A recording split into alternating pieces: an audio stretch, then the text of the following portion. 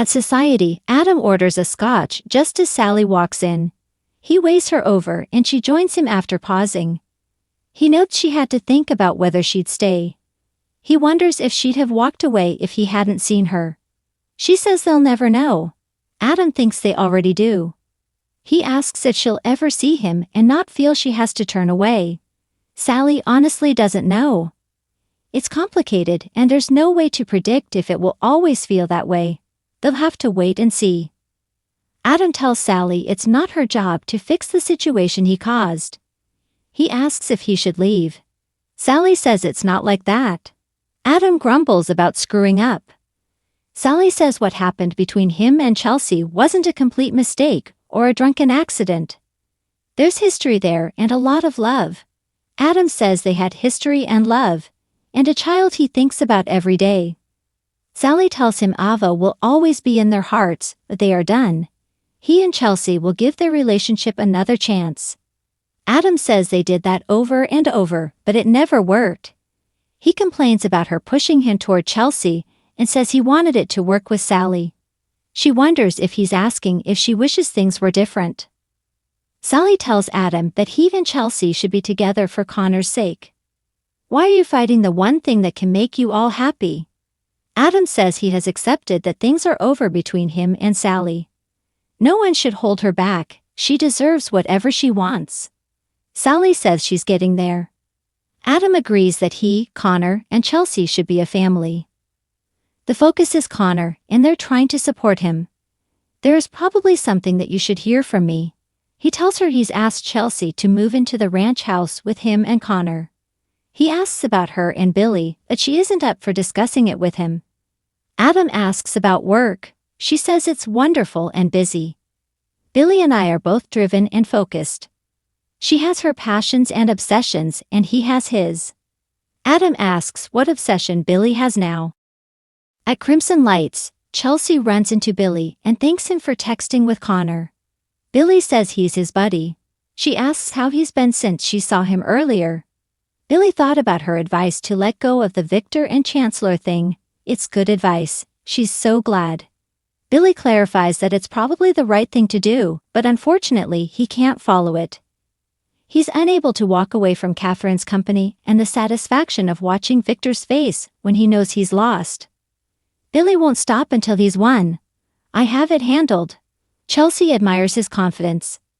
Billy senses she has a lot on her plate. Chelsea says it's a long story. He sees she doesn't want to tell him. Okay, now you have to tell me. Chelsea tells Billy it's not a good topic for them, so he guesses it's about Adam. She says he's moving to the old ranch house, so Connor will be spending half his time there as well. They've asked her to move in. Billy makes a face and she says, I knew it. Billy asks how Connor feels about it. She says he wants her there and she can understand that. Chelsea feels weird talking to him about this. Billy admits it makes sense for Connor to have his parents under the same roof. She hasn't said yes yet, but she plans to. Billy appreciates not having to find out from Adam with his smug smile. He asks her to be careful. Adam will manipulate her before she unpacks her bags. He's going to milk this. He'll slip an engagement ring on her finger while she's sleeping and send out invitations. Chelsea insists she and Adam are done. But Connor needs continuity and she'll do anything for him. Billy assures her he's a strong boy and will handle this just fine. What about you? Chelsea will be fine. Billy nods. Yeah, you will. He admits he sometimes thinks what happened in Baltimore was what she really wanted, to be with Adam in that way. Maybe you just haven't seen that yet. At the park, Claire gawps at Jordan, who tells her that her instincts are still sharp. I taught you so well. Claire says she called the prison, and they assured her nothing had changed. Jordan smirks. That just shows you what they don't know. You wouldn't come to me, so I came to you. Surprise. Claire asks, how are you here? Jordan says no prison can hold her. Someone else is getting her 3 hots and a cot. Claire muses that it's been so long since they've seen each other. Jordan says she's been keeping her eye on her.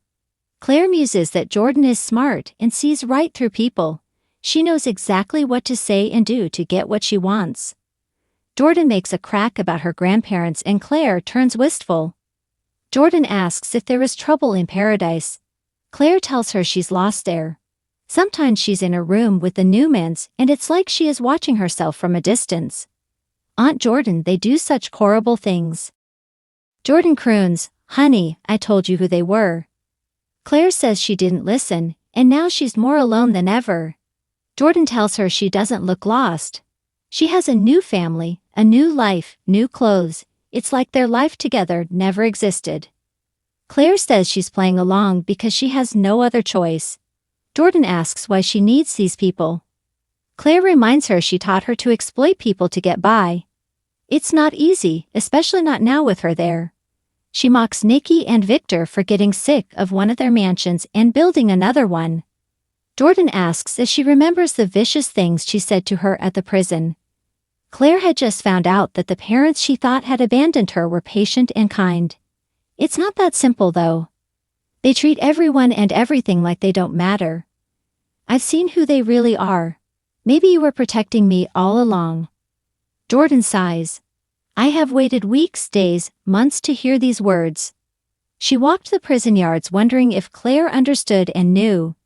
She kept hoping that she was feeling remorse and wanting vengeance and their life back together. Jordan realized that she never once called her, wrote her, or visited her. Did you?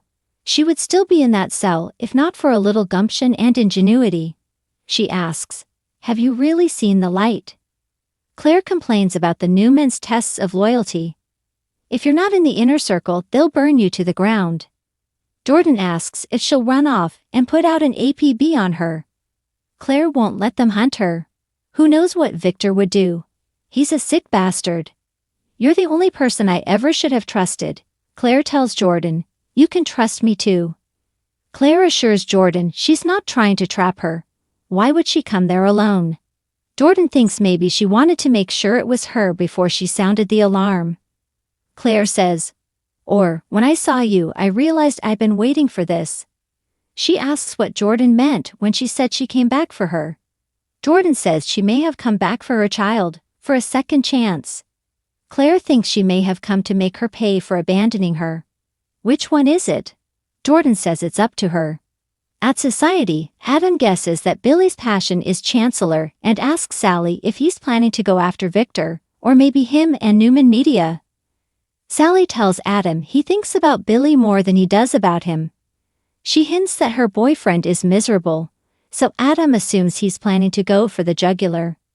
Sally tells Adam she doesn't want to be in the same room with him when he's like this.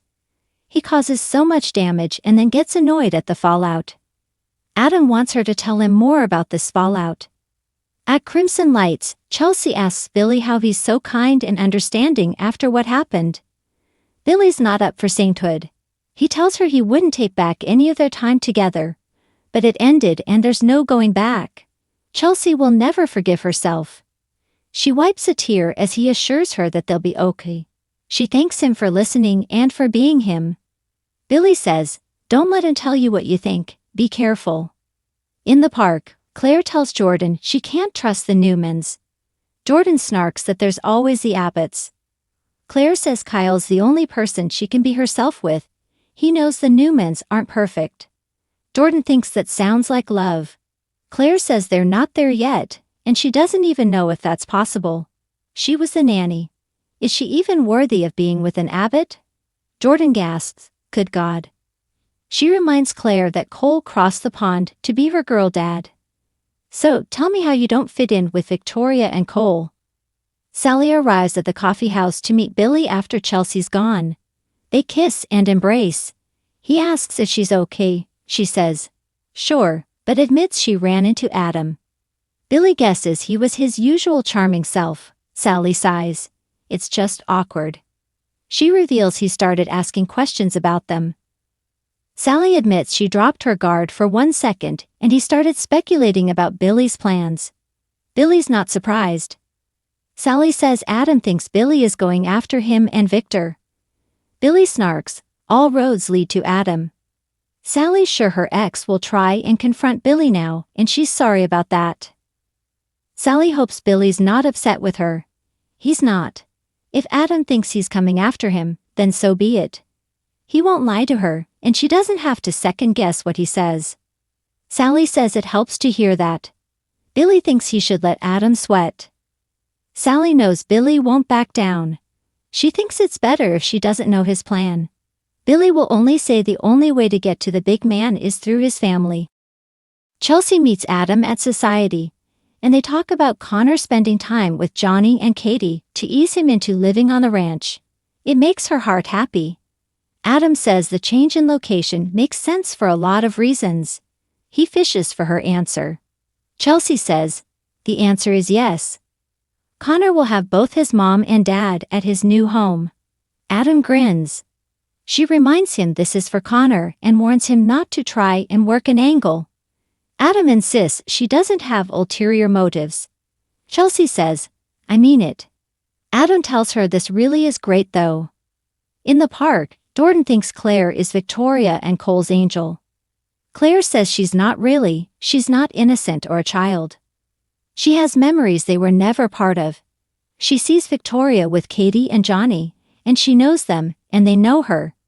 She'll never have that with anyone but Jordan. Her aunt has tears running down her cheeks as Claire tells her that Victoria constantly tells her she's a Newman, but it doesn't make any sense. I don't think I can pretend anymore.